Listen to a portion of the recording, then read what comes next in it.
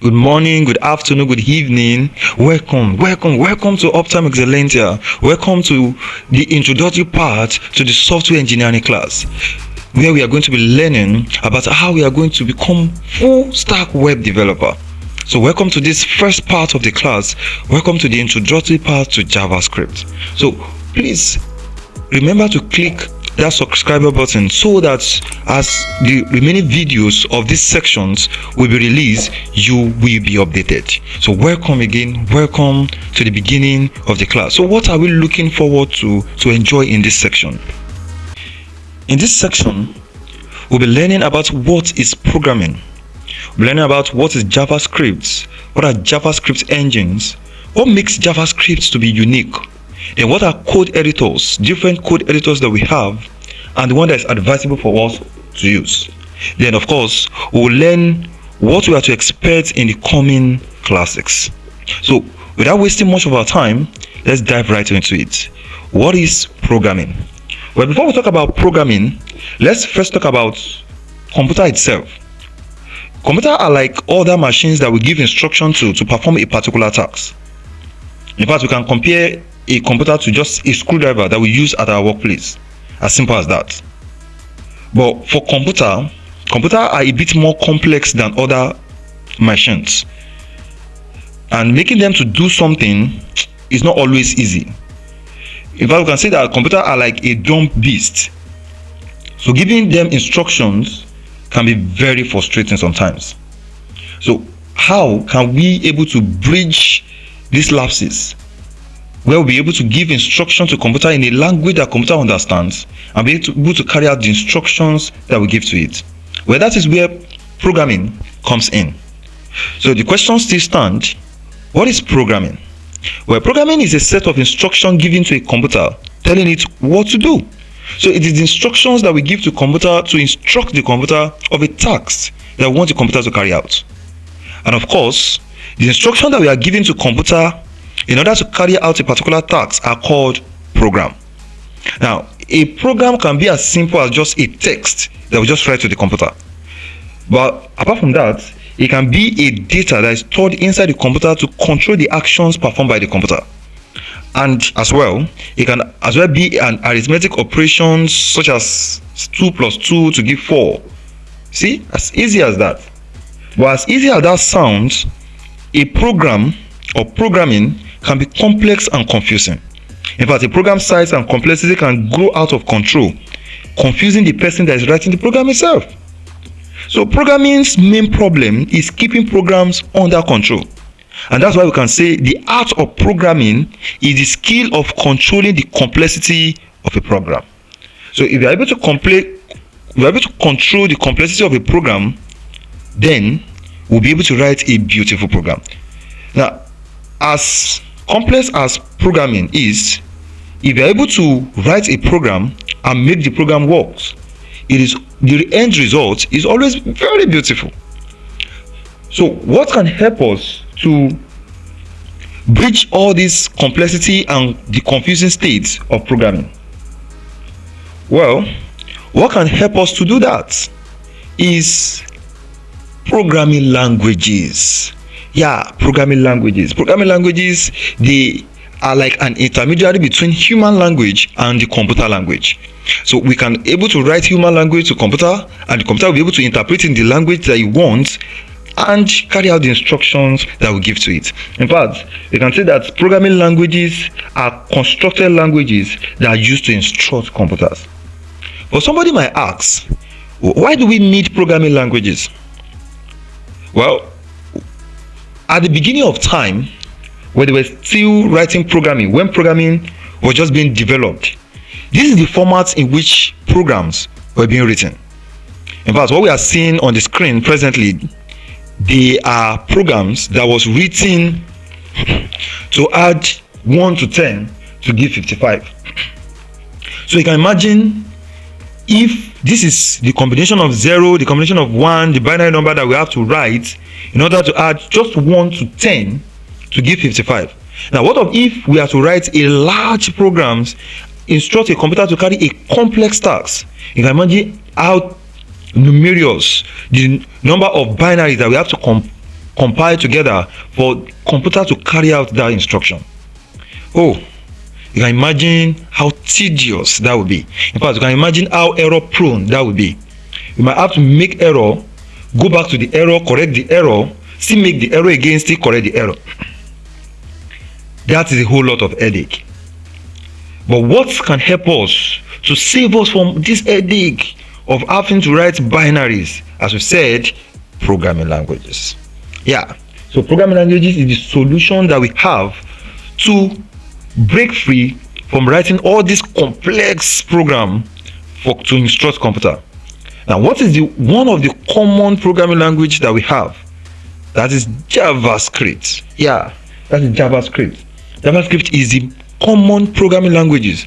A common programming language that we can use to instruct the computer on what to do, and the computer will carry out the instructions that we give it.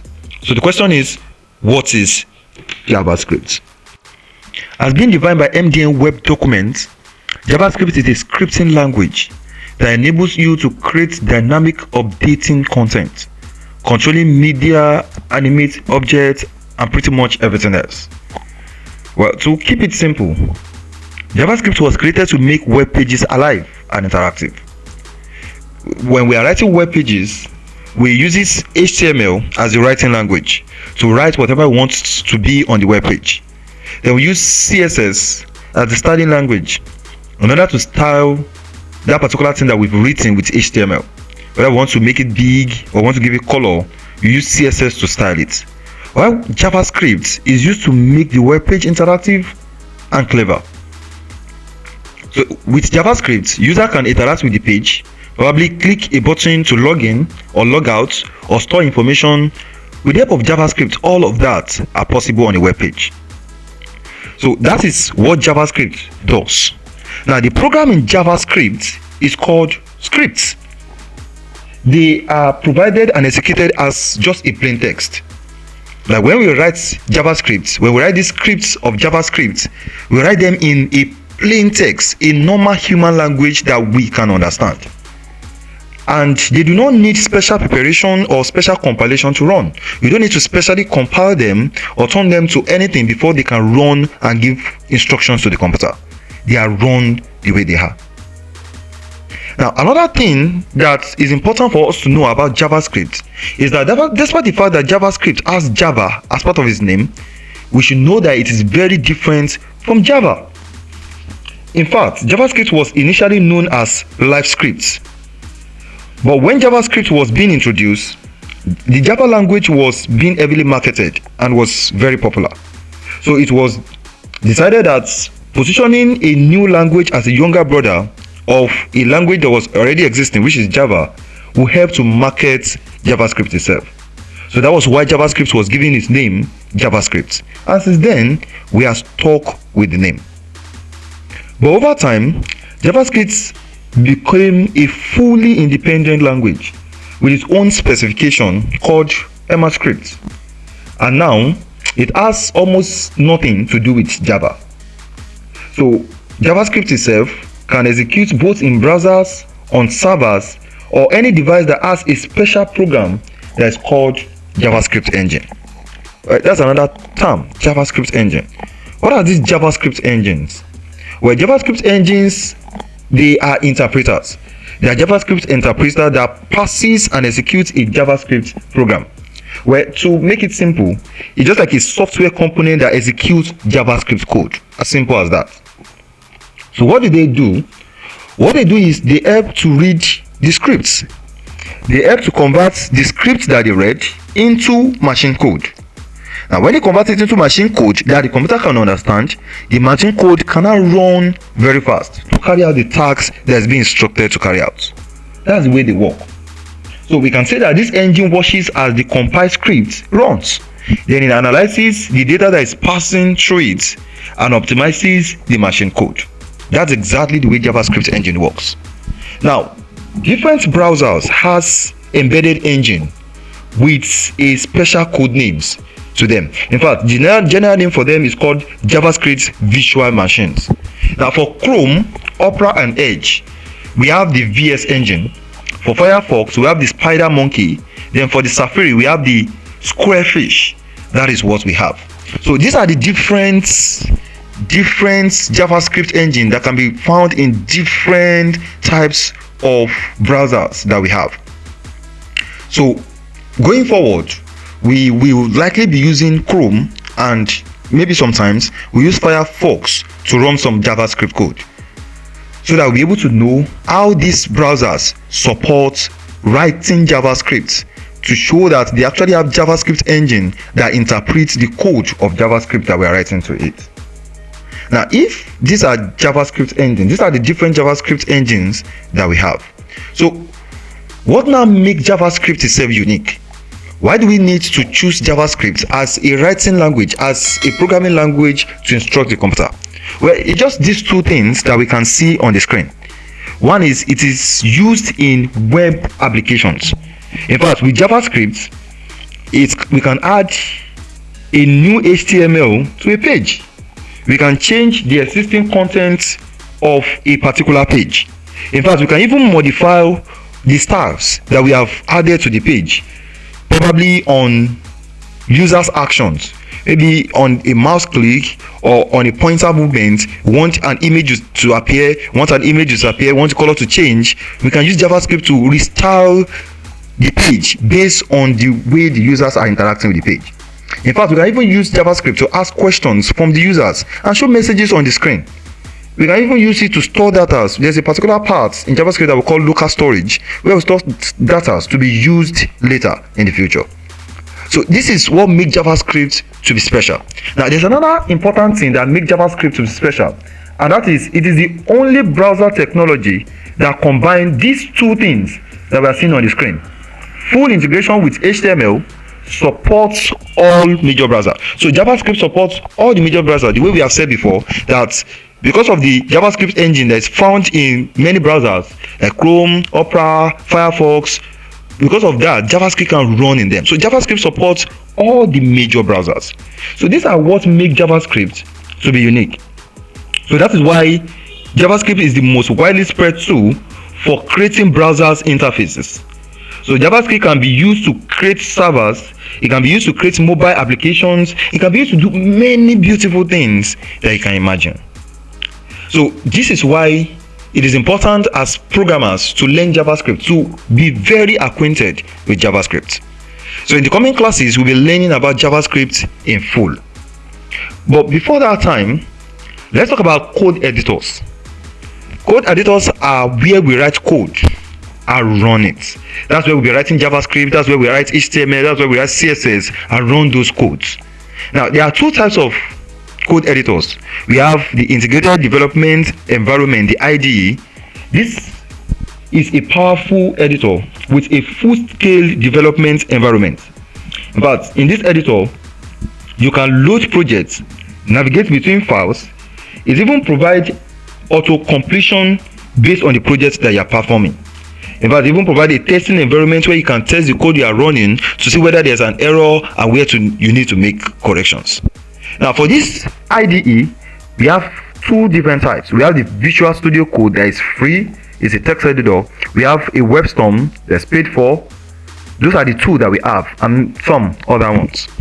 Now, apart from this IDE, we have the lightweight editor. It's not as powerful as the IDE, but of course, it is also fast, elegant, and simple. It is simple to use. We have the Sublime Text, we have the Notepad, we have the Vim, we have the Emacs. But for now, we'll be using Visual Studio Code. That's what we'll be starting with.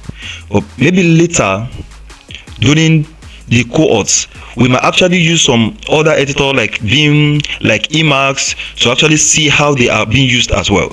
But for now, we are going to be sticking with Studio Code. So please, before next class, try to get Studio Code ready. Make sure you get the Chrome browser and probably Firefox as well before next class. So next class or going forward, what are we looking forward to enjoy? Well, we are going to, starting from next class, we are going to be looking at code structures. We'll be looking at variables and data types when it comes to JavaScript. We're going to be looking at interaction and type conversion. We'll look at basic operations, comparisons, conditional statements, loops, functions. We're going to see how we can debug. We see objects, classes, callback functions, promises, async await, modules, and others. Well, those classes will be divided into different sections so that as not to load us with too much information. Then we'll try to make sure that the classes are as practical as possible. We'll soft code together. We'll see how we can run different JavaScript code together. How we can write bad codes, beautiful codes. How we can solve bugging as we go forward.